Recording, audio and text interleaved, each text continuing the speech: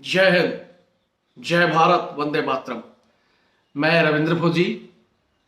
आज आप सभी को पता है कि हमारी हाई कोर्ट में सुनवाई है पुरानी भर्तियों के सिलसिले में। जो केस है उसके में अग्निपथ योजना के खिलाफ, और इसकी सुनवाई आज होनी है। और इसी सिलसिले में आज हम ट्विटर पर एक ट्रेड करा रहे हैं जिसका हैशटैग है नो एग्जाम नो वोट। मैं चाहता हूं कि ज़्यादा से ज़्यादा युवा आज इसको ट्वीट करें, रीट्वीट करें। ये संदेश है डायरेक्ट मोदी जी के लिए।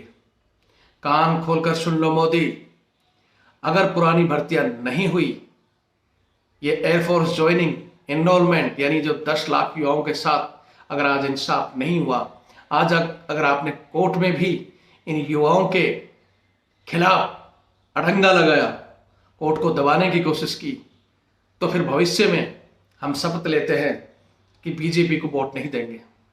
ये 10 लाख युवा, इनके परिवार, उसके साथ ही वो जवान जो इस अग्निपथ योजना से दुखी हैं, जिनकी 4 साल की नौकरी करके आपने जिनका मनोबल तोड़ दिया। आप क्या सोचते हो कि दीपावली में मिठाई खिलाकर उनको खुशी दे रहे हो? उनके चेहरे आप देखते तो आपको पता चल जाता। मोदी जी, अगर अच्छी योजना है तो आपने अपने अधिकारियों पर क्यों नहीं लागू की? अंग्रेज चले गए इस देश से, लेकिन अपनी मानसिकता ऐसे लोगों में छोड़ गए, डीएनए इनमें मिक्स है, जिन्होंने इस स्कीम को स्वीकार कर लिया। एक वो अफसर थे जो जवान के लिए जान देते थे, और एक ये हैं जो जवान को सिर्फ दबाने के ही नए नए तरीके ढूंढते हैं। सहायक प्रथा, जो बूट पुलिस, कुत्ता घुमाना, जिसके खिलाफ हम सालों से लड़ रहे हैं, और उसी को और तानाशाही को बढ़ाने के लिए अग्निपथ योजना चंद एक अफसरों ने लागू की है। बाकी बड़े बड़े अधिकारी भी इसका विरोध कर रहे हैं। जो अच्छे हैं, जो हिंदुस्तान की सेना को मजबूत देखना चाहते हैं, वो कोई भी इसका स्वीकार नहीं करेगा। इसलिए अगर आज फैसला हमारे हित में नहीं हुआ तो हम आंदोलन करेंगे, सुप्रीम कोर्ट जाएंगे, और मोदी जी आपके खिलाफ चुनाव लड़ेगा रविंद्र फौजी 24 में। ऐलान करता हूं मैं आज यहाँ युवा साथियों को कहना चाहता हूं कि दिखा दो ज्यादा से ज्यादा ट्विटर में, और एक शपथ लो कि हाँ, मैं कसम खाता हूं अपने भगवान की, माता पिता की, सबकी, दिल से, कि भविष्य में आज के बाद कभी भी कोई भी चुनाव होगा, बीजेपी में वोट नहीं दूंगा। तब तक ये सरकार अपनी तानाशाही नहीं छोड़ती, तब तक बीजेपी को वोट नहीं देंगे, चाहे उसमें उम्मीदवार हमारा भाई क्यों ना हो, चाहे मेरा कोई करीबी रिश्तेदार ही क्यों ना हो, मैं बीजेपी को वोट नहीं दूंगा।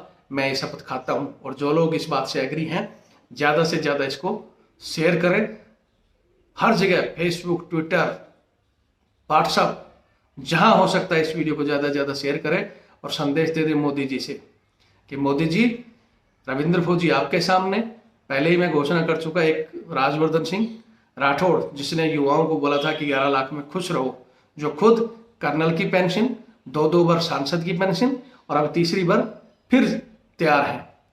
वीके सिंह जी, ऐसे लोगों के सामने तैयार करेंगे एक ऐसी सेना जो 2024 में डायरेक्ट इन लोगों को जवाब देगी।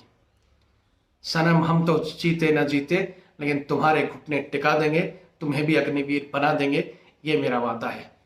और न्यायालय से मैं अपील करता हूं, माननीय हाई कोर्ट के जज महोदय से, कि किसी दबाव में, किसी प्रेशर में ऐसा फैसला न लें कि इन 10 लाख युवाओं के घर बर्बाद हो जाएं, इनके परिवारों के, और जो सेना, जो भारत देश को मजबूत देने वाली कड़ी है, जवान, उन जवानों के विषय में जरूर सोचना। आप तो सिर्फ इतना इनसे पूछ लो कि आपने अच्छी योजना अफसरों के लिए क्यों नहीं लागू की? इन नेताओं की 5-5, 7-7 पेंशनें क्यों नहीं बंद हो रही अगर देश का बजट ही कम करना है? मैं कहता हूं कि सबसे पहले रविंद्र फौजी अपनी पेंशन छोड़ देगा अगर ये सारे अधिकारी और नेता अपनी पेंशन छोड़ देते हो और ये स्कीम अपने ऊपर लागू कर लेते हो। इनके कब्र में पैर तब भी चुनाव लड़ते हैं, और हमारे बहादुर सैनिक, अरे 4 साल में होता ही क्या है? 4 साल में एक सैनिक को फौज की ABCD नहीं पता चलती। क्या वो टर्निंग करेगा, और क्या वो जाकर वहां लड़ाई में फिर लड़ेगा? अगर वैसे ही गाजर मूली की तरह फौज को कटवाना है, लड़वाना है, मरवाना है, तो फिर करते रहो ये सिस्टम। आबादी ऐसे ही कम करनी है तो अगर मजबूत देश करना है तो इसमें बदलाव होने चाहिए, बहुत से बिंदु। मैं यही अपील करता हूं।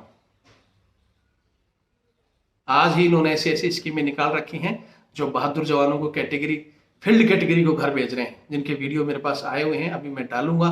आज का इस केस को खत्म होने के बाद में कुछ यूपी में ऐसे केस हुए हैं जवानों के साथ मारपीट के, रिटायर्ड फौजी के साथ मारपीट के। मेरे को आज का समय दे, कल से मैं फिर उसी पे लग जाऊंगा।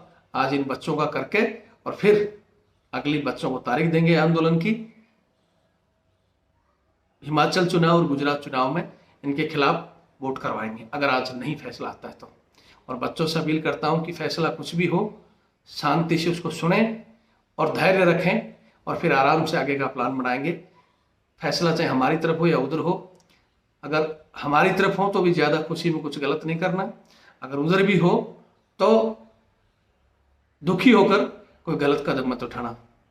रास्ता अभी खुला है, सुप्रीम कोर्ट है, आंदोलन है, हम किसी भी प्रकार जीत हमारी निश्चित होगी। बोले ना, सत्य कभी पराजित नहीं होता और हम सत्य के रास्ते पर, हमने मेहनत की है, कोई भीख नहीं मांग रहे हैं और वह हमें हक हमारा जरूर मिलेगा। जय हिंद, जय भारत, वंदे मातरम। अगले हुक्म के लिए इंतजार करें, ये मेरा नंबर है।